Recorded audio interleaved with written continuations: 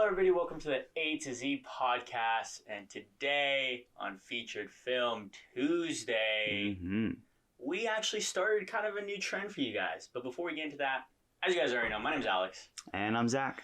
And we actually what we're going to start this month of August is we are going to travel through these animation studios as far as movies go.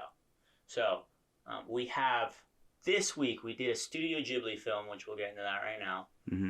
And then I believe we have Illumination. Yep. And then we have Pixar, I'm pretty sure. And then we have... we're doing DreamWorks, right? DreamWorks, that's the one. Good pull, Zach. Good pull right there. Well, I'm just trying to help here. So can't let you carry all the weight. Just a little heads up and give you a little future reference for what you guys will get yourselves into, especially on Tuesdays, as far as the movies go. And we'll just kind of compare each different movie, see how we like it, see which ones we like as far as the animation style, as far as the story, as far as just overall how good we like the movie. Yeah. So that's besides the fact. Let's get into our Studio Ghibli film, which we actually watched, The Secret World of Arrietty. Arrietty. Arrietty. I can't tell you how many times I heard that. So many times. I'll give you a little facts about it. First off, it is a Studio Ghibli film, so that means it is a Japanese film. So it was released in Japan. Oh, not Japan.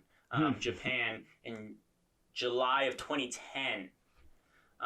Grossed a lot of money there. And then America was like, you know what, we'll pick it up 2 years later, and they decided to release it in February of 2012.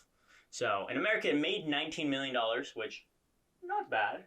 Not bad. For a second release? Yeah. That's just extra money in the bank. For a second release. You know what I'm saying? Exactly. Worldwide, though, it did make $145 million, which, I mean, that's nice pickings right there. That was pretty good. So that was pretty good. It does seem like it was very popular over in the world besides America. Yeah, and the thing is, like, some people may hear that and be like, oh, man, like, that's nothing. It's like, okay, not every movie's Endgame, okay? Yeah, exactly. Is it like 145 million? That's it? Yeah, there can only be one movie that's the most grossing movie of all time. So, I did get some ratings. Rotten Tomatoes given 95%, so very popular there. Whoa. Very popular. IMDb, unfortunately, not on the same page as Rotten Tomatoes, 7.6 out of 10. You know, I respect IMDb way more than Rotten Tomatoes. Really? I hate Rotten Tomatoes. So I've heard, I heard you can't really trust Rotten Tomatoes. But I don't know. I mean, how credible are they? It's just it's people, you know. The thing is, Rotten Tomato, like, I've never been satisfied with their ratings. Well, you know. And then third one around Metacritic, it gave an 80%. So okay, it did round out at about a B rating overall for those three altogether. So, you know, it's a pretty popular movie, I would say. Liked by it looks like mostly by the audience and some critics, not too big on it. I wonder if that was all American reviews. That had to be. I don't know. That's I'd have to double check. I bet in Japan it's way better of a rating. Yeah, I mean, it is Studio Ghibli, and they are uber popular. Just like that studio has so much respect. Yeah. It's like, I'm trying to think of a studio that'd be similar. It's like if a Marvel movie came out. There might be a better example, but it's like Pixar. Yeah. Like Pixar is Pixar in their heyday. Because now it's kind of like people are like, oh, like, what? Whoa, quick shots at Pixar, huh? It's like when they make a movie, people just have respect for it. Yeah. It's like, hey, I may not watch it, but I have a certain amount of respect for it. Yeah, for sure. I think that's what this studio is to Japan. Yeah.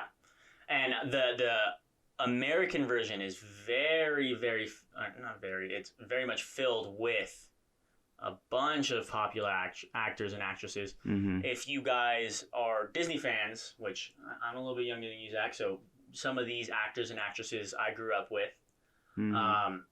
One of them is Bridget Mendler. If you guys know Good Luck Charlie, she is the main character in that one. We also have David Henry, which is part of Wizards of Waverly Place.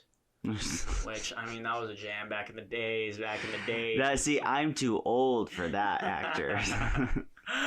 We also have Moises Arias, which is in Hannah, Montana. So we're covering all the Disney bases here. My gosh. So they really stuck into the Disney, the Disney actors. And then on top of that, too, we have some very popular actors. Outside of Disney, we have Amy Poehler, which Parks and Rec, if you're a Parks and Rec fan. Will Arnett, I mean, I think he's more serious, would you say, as far as... Oh, yeah. So I wouldn't be able to name one of his, but we'll be able to look into that. And then we have, I never know how to pronounce her name.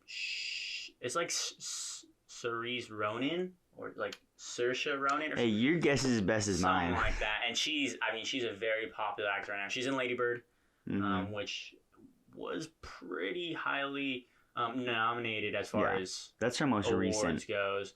She was in Little Women, just the two off of my head. So this is not a movie cast of slouches right here. So you have a bunch of popular actors, and they were not holding back as far as paying the big bucks.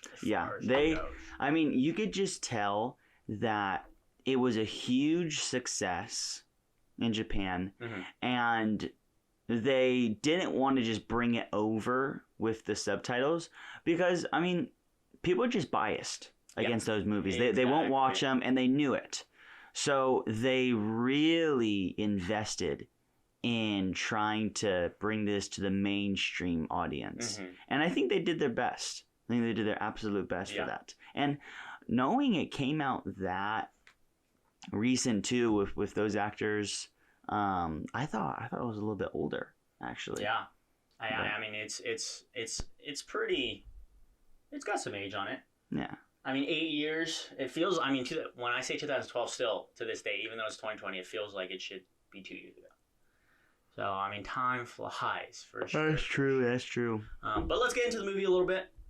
First off, I mean, what I really enjoyed is first, the art style and the animation studio, they're popular for a reason. They have very good, as far as background versus main character, which the contrast you could tell in a big difference. I think I'm pretty sure you saw it too, Zach, with the background. They made it look a lot more realistic than the characters or basically the environment that's coming in contact in that scene right there, where they are a lot more animated and a lot more fun as far as the characters go, but that background looks very natural and very realistic. Yeah. And I like that contrast. I've never seen that before, so I thought that was a nice spin as far as the art style goes. So. Yeah. And one thing that I would just piggyback off of that with the environment and just the animation. First thing I'd say is you can really hand pick these movies when they're done by the studio. Yeah. If you watch another movie by this studio, you know exactly how it's done. Like the characters are drawn the same. Yeah. And you'll see if you watch any other ones, especially like the maid that's in this movie, the way that she's drawn, it's very, very like an iconic art style. That they're known for. And I saw it right away. Like, even if you didn't tell me the studio when we watched the movie, I would have been like, hey, like, I know exactly who did this. But outside of that, of it being very easy to pick out, something that I love about Japan, and they do this so well, is the world that they create. Because here's the thing. In America, you have your mainstream movies, which is like the Marvel. And here's the thing. In Japan, their mainstream movies are animated. Their forte is not live action. Yeah. It actually sucks. You know, they don't pull out movies and have people watch movies in the Western culture that are live action because they're not that good. Yeah, and you see a lot of the movies being adapted, like their live action movies are very mainly adapted from animes. So yeah, they're not really. I mean, I'm not saying that's all of them, but the most part you just see them remade just to live action movies as far as their live action movies. Yeah, so. And that's the difference between America and Japan. America tries to do their best with live actors. Yeah. And that's awesome. We've done a very, very good job at it. But here's the thing. What's so good about these type of movies is they can create whatever they want. Yeah. You know, in America, they're limited to the world that their wallet can make. Because they have to physically build it. Yeah. / pay even more if they want to make it CGI. Yeah. And so, because we're such a huge studio in America of having a ton of money to do that, we've done a very good job as of recent. But with Japan, they don't need to pay that much, or they don't need to pay all this extra money to be able to create whatever their mind is imagining. And that is what I love about this movie and all the other movies that they've done a very good job at. If they want to make something, they just have to draw it. And that's it. And because animated movies are like the adult movies, you know what I mean by that? You can really tell they invest a lot of time into this. Yeah. So, you know, they're tiny people in this movie. There's tiny people and there's big people. And the movie centers around the tiny people. The world that they live in, they've created an entire like ecosystem, you know, where there's little houses. When they're going throughout the house, there's all these stairs and these rows that they're climbing on. And I was thinking about the whole movie, like, America could never make this movie like this good. And because it's animated, it works. It works really well. So that was one thing I just wanted to say, that they've created an amazing world in this movie, and America can never do it as well. Yeah. Never. Yeah, I think I agree very much with what you said as far as the thing with Crunchyroll, when we do Crunchyroll like Thursdays, the thing that always amazes me, especially with the animes, and now that we're watching some animated movies from Japan, is that it's just people, like, they're so creative to think about this. And I'm not saying America's not creative at all, but I'm just saying with America, what you're getting is a lot of reality TV. You're getting a lot of game shows, you're getting all kinds of stuff. But with Japan and these animes and these animated movies, what you're really getting is new stories, new fresh stories that you're really getting creative with, and being able to just open up a whole new world. But I did enjoy just the environment they made as far as the little people versus the big people, where, I mean, just normal people, they use normal things, but with the little people, you kind of saw the difference with it as far as the things they use. So, for example, there were some scenes where they needed to crawl up walls, or they needed to walk up walls, and they needed sticky stuff. And so what they use is they use tape. They use double-sided tape that helped them stick up like that. And in my mind, I was like, that's super cool, because to a normal person, that would never work. Yeah. And they did a very good job of reminding you, even though you were close up on them and it looked normal on screen, that it was smaller people. They had smaller things, and they had, when they held normal objects, it was huge in their hands, versus, I mean, when someone was holding it, it was like nothing to a normal person. So that's what I really enjoyed about what they did with this environment, as far as what you were saying, Zach. Do you want to give a quick synopsis of it, though? Yeah, it is very different, because it's not your typical, like, here's a problem, here's a opposing force, and they need to triumph over it.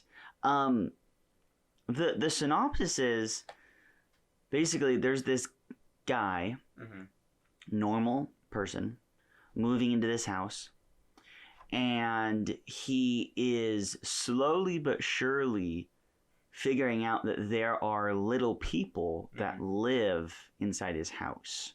And he's just on a journey to discover who they are, and to some degree befriend them and be like, hey, like, I just want to have company. Yeah. And honestly, that's the point of this movie. Like, it's not this whole drawn out, like, oh, like, we need to defeat this rodent that's like invading our house for the little people. It's like, no, the main point is this kid just trying to become friends with these little people. And there's trials along the way, but that's not the main point. Like, it's not about anyone else or not about anything else. It's about that. So very simple, very simplistic movie. And I mean that in a good way. It doesn't have a lot else going on in it.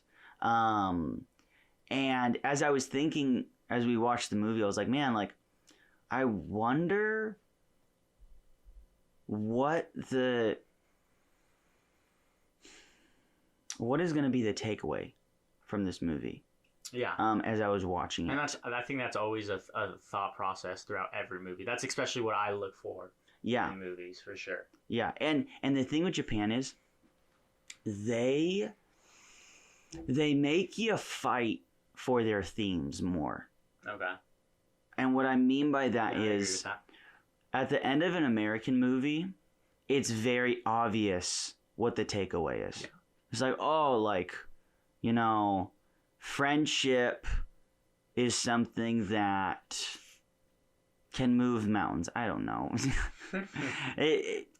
Or whatever that thing, it's very obvious. I'm doing a horrible job at trying to think of stuff. But with this movie, and I've noticed this with Japanese movies, they don't kind of serve it to you on a platter. You kind of just be like, like, what was the point of that? And it's harder. It's harder to kind of pinpoint those themes of like, what is the point of this movie? Why did they make it? There's a very famous movie, one of the probably most famous movies that Japan came out with, called Akira.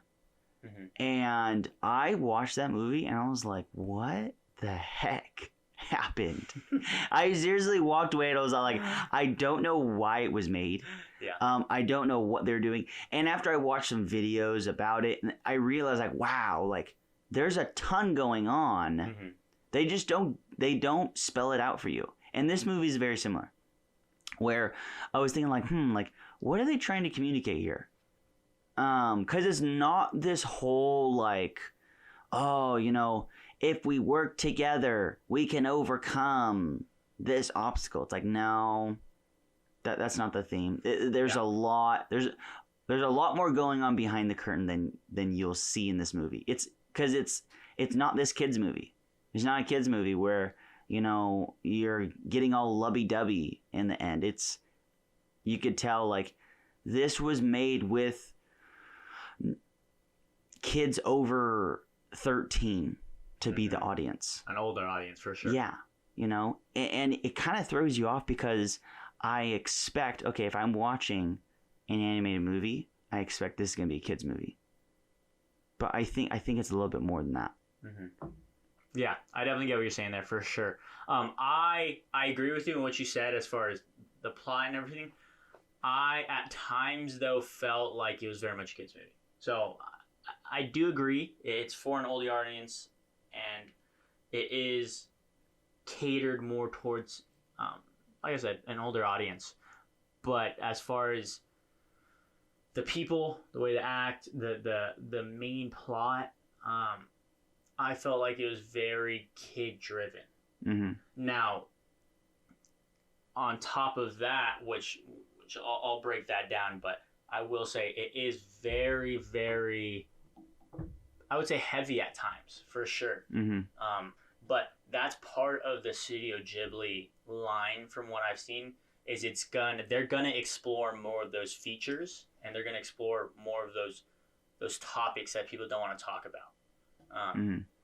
So you learn a lot of things about the main character Sean, and then the family of little people, which is the main character's Arrietty, if you did not know that. Arrietty. And you learn like this bond between them, but you also learn why they're bonding, and what makes each of them the way they are, as far as how they act and how they react to things they find. Mm-hmm. But as far as it being a kids movie, what I mean by that is with the bad guy and the way the plot is driven. For me personally, it didn't feel like there was any trouble. It didn't feel like there was any, I don't want to say need, but it didn't feel like it was necessary for this bond to per se happen.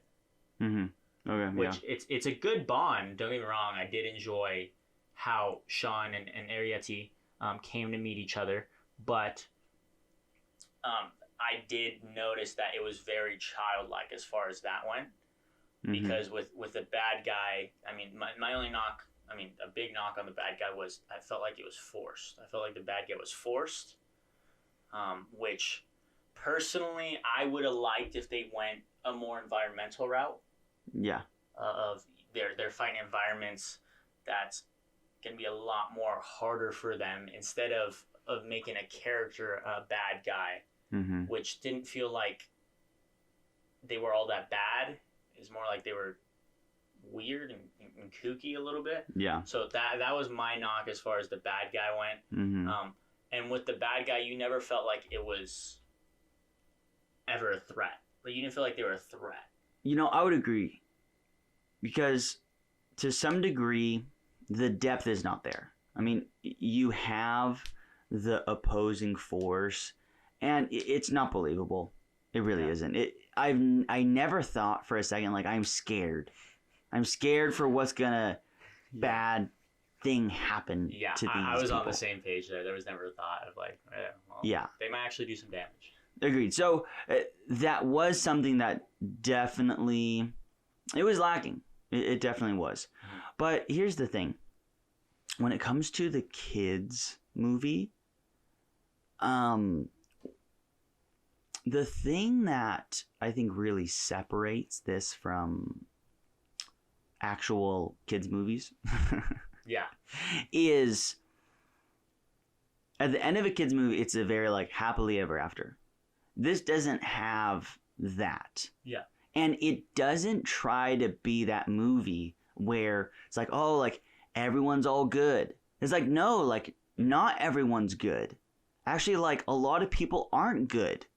In fact, you know, and to some degree, I think you can kind of pick this out from the rest when I'm talking about being a kids movie, because it doesn't try and fill that gap of like, hey, like everyone was friends in the end, and you know, the villain learned their lesson. Now they're good with the other people. It's like, no, like, you know, there's problems, there's bad stuff that happens, and there's consequences. And, you know, there's repercussions. Like, decisions have to be made based on those. Yeah. And it isn't always peaches and cream, you know?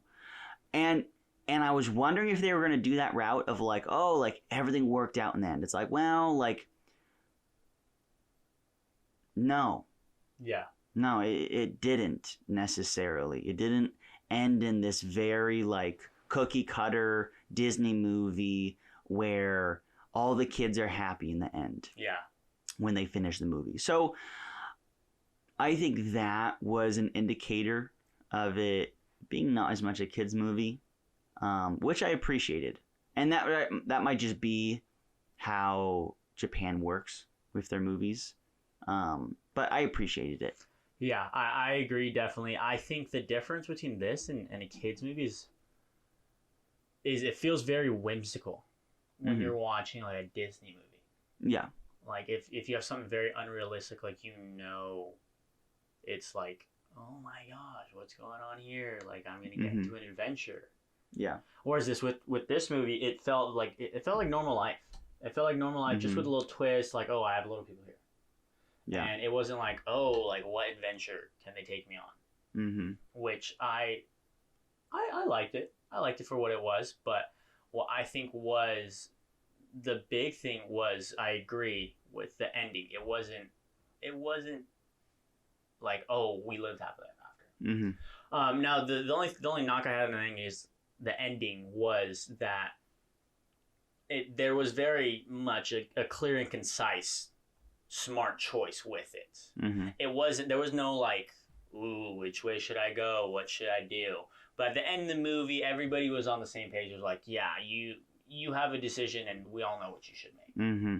So there was no mystery there. I did really enjoy the way they ended it, though. I thought it was a good ending as far as the movie from Studio Ghibli. So yeah, that's all I have to say. there is one more thing I have to say. Cool. I was making sure before I this start is rating just them off. it's just a funny scene. And I wrote it down specifically, like, do not forget to bring this up. It's not a comedy, okay, by any means, but there was one scene I was just straight dying, and there's this maid in the movie where she was a crack up. She didn't mean to be, but for me, I was dying from just her lines. And there's this one scene where she's talking to, I don't know, someone who's working on her house or whatever. Pest control. No, it was before that. There was just someone like sweeping or whatever, and she's like, "Hey, do you know pest control number?" He's like, "Oh, you got mice," and she's like, "More like little people." It's like, what the heck? And she says it in this creepy way. I remember. It was the delivery guy. It was the delivery guy. And it was just like, what the heck? Like, there's something more than just mice going in my house. We call them little people. Oh gosh! And the guy's like, I know. Yeah, he's just like, so do you want the number? Maybe I shouldn't have just sold you that one. And I'm not even kidding. Like, you may think it sounds weird. It was a weird scene. Yeah, it was like why would you have that dialogue? Because they specifically wrote that script, you know? Yeah. So I thought that was pretty funny. Yeah. In a like awkward way. And then the other thing, a couple other things I just want to say for comic relief were throughout the whole movie, I was making fun of this, and Alex knows.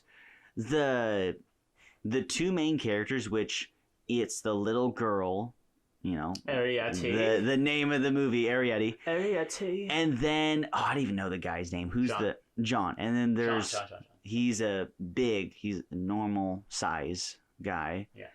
And it's the movie's based around them too. Yeah. And so there's this like weird relationship that is going on. Like, are you guys dating? Yeah, and it was like if they were both the same size, you'd be like, oh, like they're doing something here. You know, it's like, oh, like I really like you and I want to be more than just friends. And that it looks like that's trying to be done, but it's like the whole time it's like, well, that would never work because I think there's a lot of physical reasons why it wouldn't she's work, like the size of your thumb. And so it was a little weird. Like I kind of knocked it in the sense of making fun of it. And then the last thing was the John, the normal sized guy. He was one of the most emotionless guys I've ever seen. Well, I would like to defend him a little bit. You do learn some stuff about him, and you do like realize, like, yeah, okay, I get what he even when he is like afraid or like anxious, he's like, like, do you want to go over here? And like every interaction between the dude is like, can I turn around? Are you okay with that? It's like, dude, like have some freaking emotion. My gosh. And I'm not even kidding, like every single scene, it's all that. He's like, well, like, I mean, if it's gonna happen, I mean, there's nothing else we can do. Like, I'm serious. That's every scene for the dude. So I have to make fun of him a little bit for that too. Dude, that's hilarious. Yeah. I'm about the same page. Outside of that, though, it was good. It was good. So I'm ready to rate it. I'm ready to rate it. I say it's a good movie. It was a good start as far as the animated movies because I haven't watched any Studio Ghibli movies. Mm-hmm. I mean, I'm like most people, Disney, most of the time animated. That's what I watch mostly. So I'll give it. I'll give it a 6.8. I don't think it deserves a 7. I'll give it a 6.8. Good movie. For me personally, I just don't think it's anything to write home about. But I would say solid movie overall. So okay, I can respect that. Right. Now, there's one last thing I'm going to bring up before I rate it because there's a movie that's similar to this called The Borrowers. Mm-hmm. And I was actually telling Alex, like, when we first started, I'm like, the picture on this movie reminds me of this movie I watched as a kid called The Borrowers. And man, it's similar. It's very similar. and Borrowers, it's American. And it came out a long, long time ago. So in essence, like, Japan copied America in this. Just for the record. But it's the same concept. We'll take the cash. Now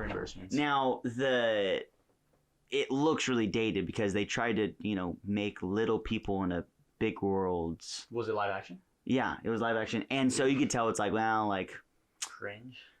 It doesn't look the greatest. Should be animated. Yeah. And that's why I, like, really appreciated this because I'm like, wow, like, the animation's, like, it really brings the world alive because it's something hard to do. Yeah. Like, how can you make a movie like that, without having, like, complete CGI and paying a boatload of money for it to look good? Agreed.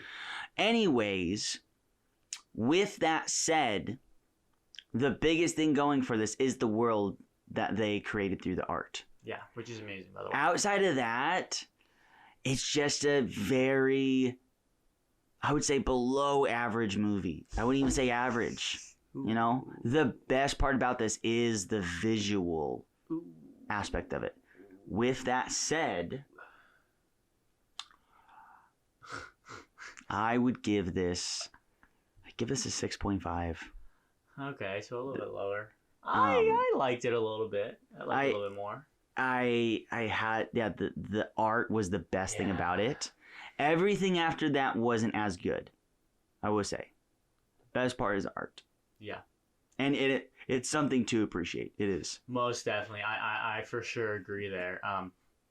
But yeah, those are our ratings for The Secret World of Arrietty. I would say a pretty decent start as far as our animated month goes. Mm-hmm. Make sure you guys tune in next week. We will be viewing another animated movie, which will be from, you'll find out next week, DreamWorks. Yes, Illumination. Ooh. But actually give us your guesses down in the comments below if you want, as far as the movie we'll be watching next week. And if you get it right, we might give you a shout out real quick. So also give us any recommendations as far as what movies you want us to watch, especially in the animated department, because there are a lot of animated movies out there from different studios, so feel free to let us know there. Feel free to like and subscribe also if you guys enjoyed it. As always though, Jordan, thanks for tuning in, bud. We appreciate blessings to you, man. Blessings. We appreciate you. We hope you guys enjoyed this episode, and we'll talk to you guys next time. All right. Peace.